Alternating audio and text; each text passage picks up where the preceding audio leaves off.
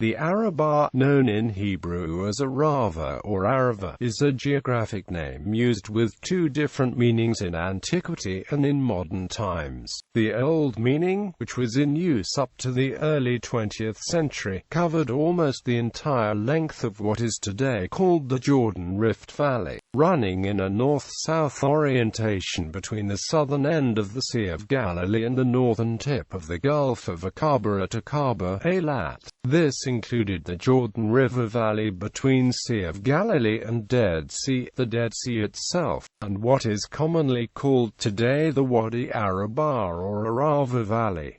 The modern use of the term is restricted to this southern section alone. In both cases, it forms part of the border between Israel and Palestine to the west and Jordan to the east. Geography. The southern stretch of the Arabah is 166 kilometers in length from the Gulf of Aqaba to the southern shore of the Dead Sea. Topographically, the region is divided into three sections. For the Gulf of Aqaba northward, the land gradually rises over a distance of 77 kilometers, and reaches a height of 230 meters above sea level, which represents the watershed divide between the Dead Sea and the Red Sea. For this crest, the land slopes gently northward over the next 74 kilometers to a point 15 kilometers south of the Dead Sea. In the last section, the Arabah drops steeply to the Dead Sea, which is 417 meters below sea level. The Arabah is scenic with colorful cliffs and sharp-topped mountains.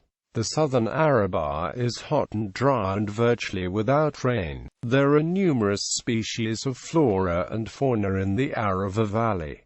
Notably, the caracal is found on savannas of the valley. History. In biblical times, the Aravah was a center of copper production. King Solomon is believed to have had mines here based on copper mines dating to his reign. The Arabah was home to the Edomites.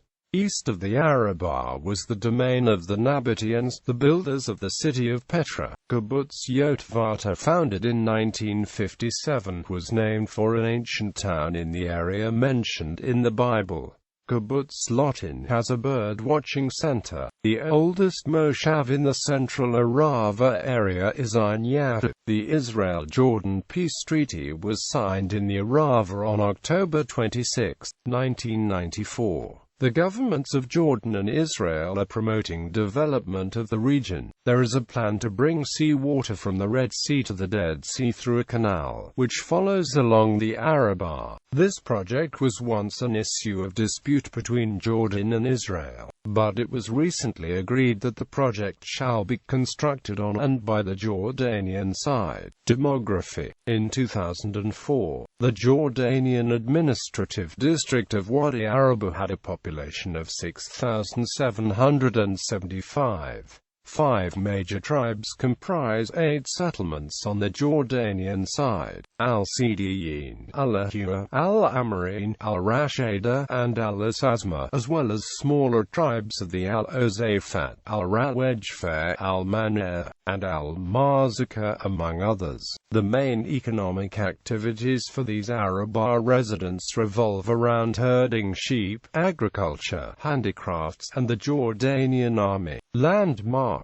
Timna Valley Park is notable for its prehistoric rock carvings, some of the oldest copper mines in the world, and a convoluted cliff called King Solomon's Pillars. On the Jordanian side is the famous Wadi Rum, which is famous among rock climbers, hikers, campers, and lovers of the outdoors. Wadi Finan Eco Lodge, opened in Finan, Jordan in 2005 by the Royal Society for the Conservation of Nature, is a candle-lit eco-lodge situated deep in the Arabah's remote landscape.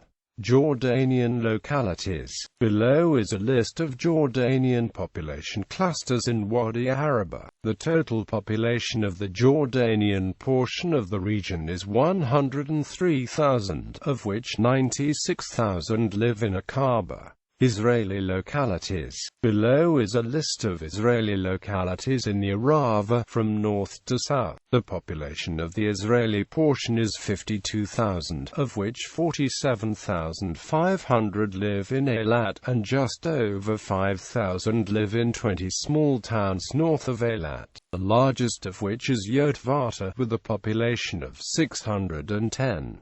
The Israeli residents of the region are almost entirely Jews.